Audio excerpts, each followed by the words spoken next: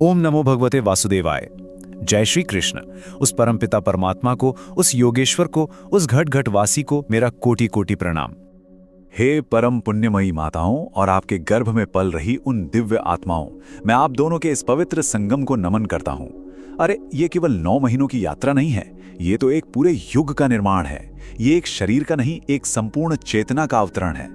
और इस सबसे पवित्र समय में आज हम सब मिलकर उस ज्ञान के महासागर में डुबकी लगाने वाले हैं, जिसको पीकर कुरुक्षेत्र में अर्जुन का मोह भंग हुआ था, जिसके प्रकाश से संसार का अंधकार मिट जाता है। यह है श्रीमद् भगवद गीता का 9वां अध्याय राज विद्या, जिसे आज हम गर्भ गीता के रूप में जानेंगे। ये वो परम रहस्य है जिसे जानकर जीवन के सारे रहस्य खुल जाते हैं। तो तैयार हो जाइए, क्योंकि आज भगवान स्वयं आपसे और आपके शिशु से बात करने वाले हैं। सुनिए, ये कोई साधारण ज्ञान नहीं है, ये तो ज्ञान की गंगोत्री है। स्वयं भगवान इसे कहते हैं राज विद्या, राजगुह्यम। मतलब ये सभी विद्याओं का राजा और सभी रहस्यों का सम्राट है। जरा कल्पना करके देखिए, जिस ज्ञान को स्वयं परमात्मा अपनी सबसे श्रेष्ठ रचना कहें, उसकी एक किरण भी अगर जीवन पर पड़ जाए तो क्या होगा? अरे जैसे प्रचंड सूर्य के सामने अंधकार एक पल भी नहीं टिक पाता, जैसे महाअग्नि के सामने पतंगे भस्म हो जाते हैं, ठीक वैसे ही इस ज्ञान के प्रकाश से जन्म जन्म के संशय, भय और अज्ञान के बादल छंट जाते हैं। आइए आज उस अमृत सागर में एक डुबकी लगाते हैं। तो आइए इस दिव्य यात्रा का श्री गणेश करें। हमारा पहला पड़ाव है ज्ञान का राजा, राज विद्या। हम ये जानने की कोशिश करेंगे कि आखिर भगवान ने इसे ही सर्वोच्च क्यों कहा। ऐसा क्या अमृत है इसमें जो इसे सारे ज्ञान से श्रेष्ठ बनाता है? क्यों ये रहस्यों का भी रहस्य है? इन सवालों का जवाब हमें दुनिया की किसी किताब में नहीं, किसी गुरु के पास नहीं, बल्कि सीधे उन्हीं योगेश्वर के श्रीमुख से मिलेगा। चलिए उन्हीं से इस परम सत्य को सुनते हैं। भगवान यहाँ अर्जुन के माध्यम से हम सब जीवों को संबोधित कर रहे हैं। सुनिए क्या कहते हैं योगेश्वर। श्री भगवान उवाच इदम तुते गुह्यतमं प्रवक्ष्यामि सूयवे ज्ञानम विज्ञान सहितम यत् ज्ञात्वा मोक्षसे अशुभात्। वो कहते हैं, हे प्यारे अर्जुन, क्योंकि तेरे दिल में कोई जलन नहीं है, कोई दोष दृष्टि नहीं है, इसीलिए मैं तुझे वो परम गोपनीय ज्ञान दूंगा। और केवल ज्ञान नहीं, विज्ञान सहित, अनुभव सहित, जिसे जानकर तो इस दुख के सागर से, इस अशुभ संसार से पार हो जाएगा। ये सिर्फ शब्द नहीं है, ये साक्षात नारायण का वचन है। ये एक अभयदान है, ये गारंटी है कि जो भी श्रद्धा से सुनेगा उसका कल्याण निश्चित है। तो इस राज विद्या का स्वरूप कैसा है सुनिए। भगवान स्वयं इसके गुण गा रहे हैं। ये परम पवित्र है, इतना पवित्र कि गंगा भी इसमें स्नान करके पवित्र हो जाए। ये शरीर की नहीं, आत्मा की मैल धोता है। इसका फल प्रत्यक्ष है, इसी क्षण अनुभव होता है। हृदय में उतरती हुई शांति, मन में जागता हुआ डर का अभाव। ये धर्म का प्राण है। ये सिखाता है कि जीवन जिया कैसे जाए। और सबसे बड़ी करुणा तो देखिए, ये साधन में अत्यंत सरल है। इसके लिए पहाड़ों पर नहीं जाना, गुफाओं में नहीं बैठना, बस अपने हृदय के भीतर झांकना है। और ये अविनाशी है। एक बार ये ज्ञान मिल गया तो हमेशा के लिए आपका हो गया। दुनिया की हर चीज नष्ट हो जाएगी, पर यह ज्ञान आत्मा के साथ अमर हो जाएगा। अब हम इस रहस्य के और भी गहरे तल में उतरते हैं। हमारा अगला पड़ाव है प्रभु का अलौकिक योग। ये वो दिव्य पहेली है जो बड़े बड़े ज्ञानियों की बुद्धि को भी चकरा देती है। ये सृष्टि और सृष्टिकर्ता के उस अद्भुत रिश्ते को उजागर करती है, जिसे तर्क से नहीं, केवल प्रेम से समझा जा सकता है। ये जानने का नहीं, ये तो मानने और अनुभव करने का विषय है। तो हर साधक के मन में यह सवाल उठता है, वेद कहते हैं कण कण में भगवान है, तो फिर प्रभु रहते कहाँ हैं? अगर वो सब जगह हैं तो हमें दिखते क्यों नहीं? और अगर वो कहीं एक जगह पर हैं तो फिर सर्वव्यापी कैसे हुए?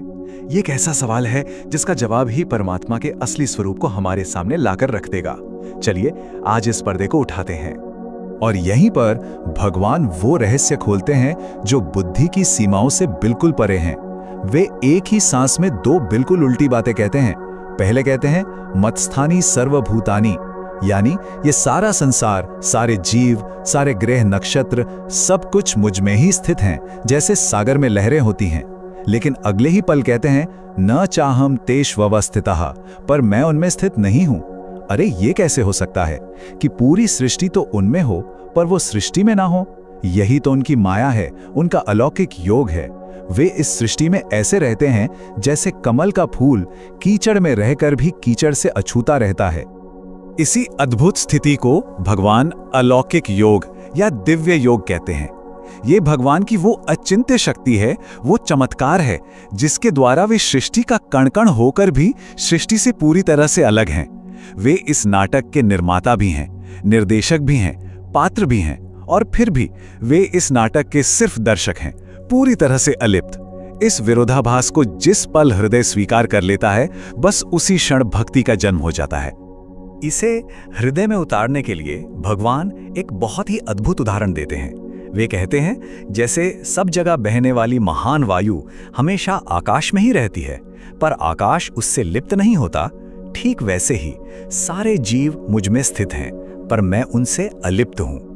जरा सोचिए, आकाश में धूल उड़ती है, धुआं उड़ता है, बादल गरजते हैं, बिजली कड़कती है, पर क्या आकाश पर कोई असर होता है? नहीं, आकाश जैसा था वैसा ही निर्मल रहता है। ठीक वैसे ही इस संसार में सुख, दुख, पाप, पुण्य, जन्म, मृत्यु होते रहते हैं, पर इन सब में रहते हुए भी वो परमात्मा हमेशा निर्लेप, निर्विकार और आनंद स्वरूप रहता है। जब हमने परमात्मा के इस अद्भुत अकल्पनीय स्वरूप को जान लिया, तो अब यह समझना जरूरी है कि इस परम सत्य को देखने की दो दृष्टियां हैं। एक दृष्टि ज्ञान की है और दूसरी अज्ञान की। यहां से दो रास्ते निकलते हैं। एक महात्माओं का मार्ग है जो प्रभु की ओर ले जाता है, और दूसरा मूढ़ मनुष्यों का जो संसार में ही भटकाता रहता है। और ये चुनाव हमें हर पल करना पड़ता है कि हम भगवान को किस नजर से देखना चाहते हैं। भगवान अपने हृदय की पीड़ा को व्यक्त करते हैं। वे कहते हैं, अवजानन्ति मां मूढ़ा मानुषीन तनुमाश्रितम, अर्थात मूढ़ लोग, अज्ञानी लोग जब मुझे मनुष्य रूप में देखते हैं, जैसे राम या कृष्ण के रूप में, तो मेरा अनादर करते हैं, मुझे एक साधारण इंसान समझ लेते हैं। क्यों? परम भावम अजानंतो मम भूता महेश्वरम, क्योंकि वे मेरे उस परम भाव को नहीं जानते कि मैं ही इस संपूर्ण सृष्टि का महान ईश्वर हूं। वे मेरे शरीर को देखते हैं, पर उस शरीर के पीछे जो विराट सत्ता है उसे नहीं देख पाते। यहां इन दो दृष्टियों का भेद देखिए। मूढ़ मनुष्य भगवान के शरीर को देखता है, उनकी लीलाओं पर तर्क करता है, उनके चमत्कारों पर संदेह करता है और आखिर में उनका अनादर कर बैठता है। वो कान्हा को एक ग्वाले से ज्यादा कुछ नहीं समझ पाता और राम को एक राजा से ज्यादा कुछ नहीं। और दूसरी ओर महात्मा है, जिनकी दृष्टि शरीर को भेद कर सीधे आत्मा तक पहुंचती है। वे जानते हैं कि ये मनुष्य रूप तो केवल उनकी करुणा है, उनकी लीला है, असल में तो ये साक्षात पर ब्रह्म है। और ये जानते ही उनका हृदय प्रेम और श्रद्धा से भर जाता है और वे अनन्य मन से प्रभु के भजन में डूब जाते हैं। तो फिर इन महात्माओं के लक्षण क्या हैं? हम उन्हें पहचाने कैसे? भगवान खुद बताते हैं, ये महात्मा दैवीय प्रकृति के आश्रय में रहते हैं। उनके विचार, उनके कर्म सब कुछ दिव्य होते हैं। वे अनन्य मन से प्रभु का भजन करते हैं। उनके मन, बुद्धि, चित्त में केवल और केवल प्रभु का ही वास होता है। वे लगातार प्रभु के गुणों का, उनकी लीलाओं का कीर्तन करते हैं। वे अपने व्रतों में दृढ़ निश्चय वाले होते हैं। वे अहंकार शून्य होकर प्रेम से बार बार प्रभु को प्रणाम करते हैं और उनका हर क्षण, हर सांस केवल प्रभु की उपासना में, प्रभु के स्मरण में ही बीतता है। यही तो भक्ति की पराकाष्ठा है।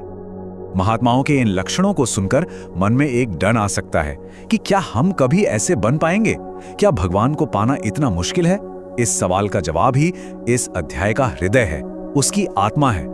अब भगवान भक्ति योग की उस सुंदरता को प्रकट करते हैं, उस रास्ते को दिखाते हैं जो सबके लिए खुला है, जो बहुत ही सरल है। यह है प्रेम की सबसे सरल भेंट। तो सोचिए, उस परमेश्वर को, उस ब्रह्मांड के स्वामी को प्रसन्न करने के लिए क्या चाहिए? अरे जिसके एक संकल्प से सृष्टियां बनती और मिट जाती हैं, उसे हम क्या दे सकते हैं? क्या उसे हमारे सोने चांदी के मुकुट चाहिए? क्या उसे हमारे 56 भोग चाहिए? क्या उसे हमारे घंटों के यज्ञ और अनुष्ठान चाहिए? उस सर्वशक्तिमान को, उस अपेक्षा रहित को हम क्या भेंट चढ़ा सकते हैं?